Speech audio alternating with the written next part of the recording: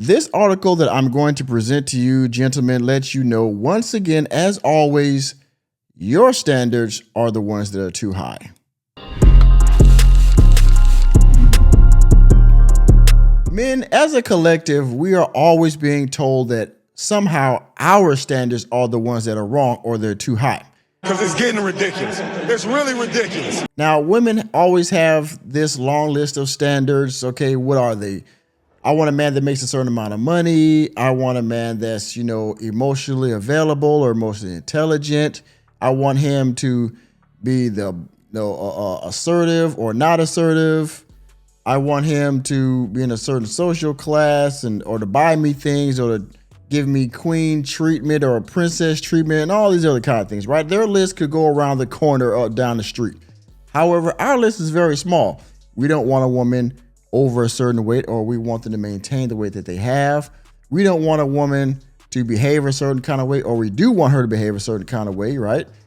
And maybe we don't want a woman that has a multitude of children by various individuals. Okay, and if they do, maybe because some men concede that, you know what, we want that number to be very small. Okay, like maybe one, one, right? And so our list usually is very small, but somehow we're always being told that our standards are too high. We're asking for too much, take me as I am, right?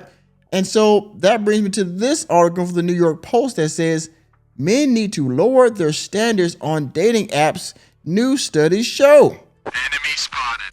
Again, our standards somehow are too high.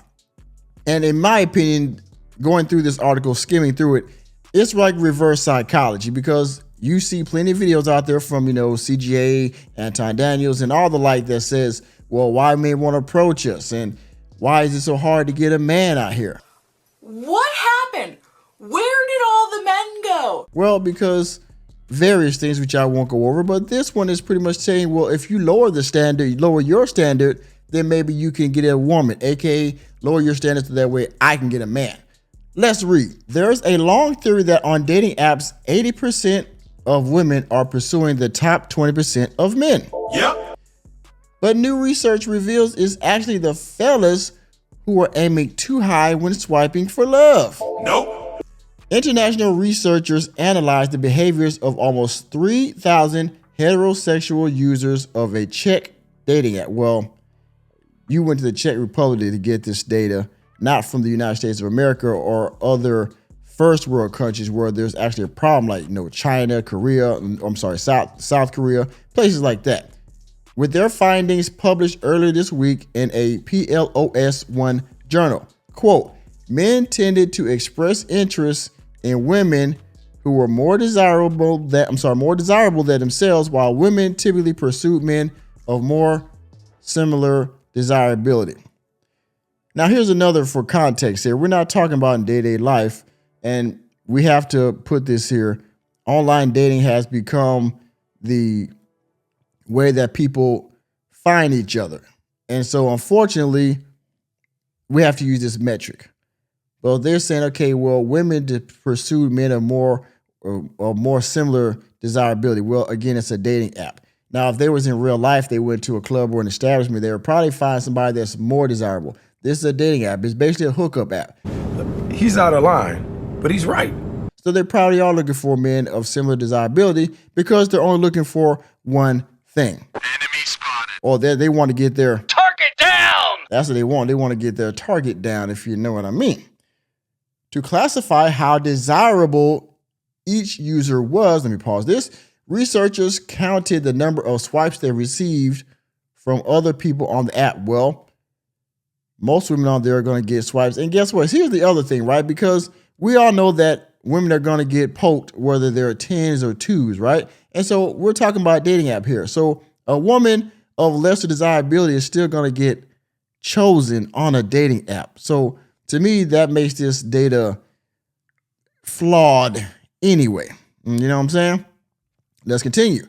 If you've made it this far in the video and you're still here, thank you again for your viewership. And if you haven't done so already, please hit the like button. And if you're new to the channel, hit the subscribe button and that notification bell that way you can be notified whenever I go live or drop new content. Also, If you want to donate to the channel, please do so by hitting the Cash App $Mr. Normie. And you can also go to my Ko-Fi page, ko-fi.com/workingmanmg.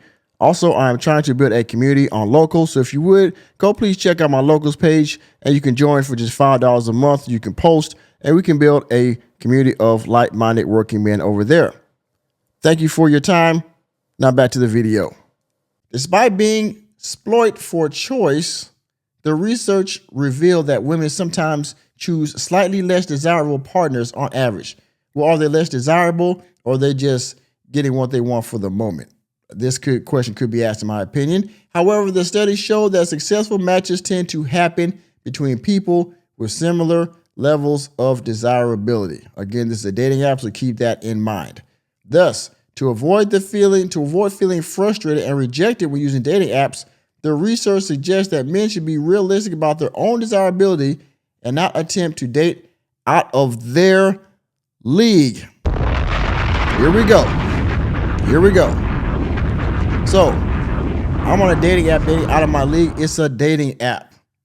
There are plenty of women out here that are in and out of my league. So why not choose the woman that's out of my league? Because guess what? Let's say the woman out of my league chooses. Matter of fact, no. Let's say the woman in my league chooses me. Well, you know what's going to happen? Either they're going to swipe to pick me and then maybe not message me at all, or I got to wait 2 or 3 days to get a message because they're looking to see what their options are because they have plenty. Guess what that leaves me? Now the woman I'm a 6, she's a 6, but somehow in her mind she's a 9 or a 7 or a 9. Guess what? I get picked over for a different guy that she actually likes, even though we're both the same level of desirability. This doesn't make to me. This is no BS to me because, in my opinion, this is reverse psychology. Don't date out of your league. Well, the woman that's in my league doesn't want me, so why not try out of my league? You know, I mean, what's the harm that can happen? I get rejected. That's gonna happen to me millions of times on this dating app anyway. Quote, our research on a Czech online dating app shows that while men often aim high when choosing whom to contact, successful matches tend to happen between people with similar levels of desirability. This pattern is largely the result of rejection rather than an initial preference or similarity. That doesn't make any sense either. So I'm picking women out of my league because I'm getting rejected by the woman in my league. That doesn't make any sense. I would be more afraid, or typically men are more afraid of the women that are out of the league and pick in their league. And so when they get rejected by the women in their league, then they pick down lower. You know what I'm saying? Like okay. The successful matching outcomes tend to align more closely with women's preferences than with men's, obviously, because they're the ones that are choosing anyway. This likely reflects women's stronger position in the online dating market as men outnumber women and are often expected to make the first move. No, they are not expected to make the first move. Well, in some of these apps, they have to make the first move. Look at Bumble, which women saying, well, I don't want to make the first move anymore. It's been broken down to where you can make the first move on the app. You literally just move your finger to make the first move, and women don't want to do that. Enemy spotted. I mean, I can't believe it's it's laughable. We're talking about dating app here. We're not talking about in person where you got to walk up to the guy, get him a drink, and face rejection in person. They don't want to face rejection on a dating app. Yeah, bitch. Yeah, bitch. You see this ridiculousness? But okay, yeah, got it. They don't want to make the first move, and men outnumber women, of course, because they outnumber us in real life. We're talking about dating app here, of course. Every dating app, women outnumber men, but got it. Yeah, y'all see this information, these statistics right here, okay? As usual, they want men to lower their standards, even on dating apps. Yep. You can't win. You can't win. All right? But y'all see it. And with that being said, thank you for attending another episode of the Working Man Podcast. I am your host, Nicholas J. Fury. Let me know what you think about you need to lower your standards on a dating app because you're afraid of rejection and women outnumber men. Captain Obvious. Down in the comment section. Please hit the like button, hit the subscribe button, and the notification bell. We're out of the door. And remember, men, it happens every time. Reality checks are free. See you next time.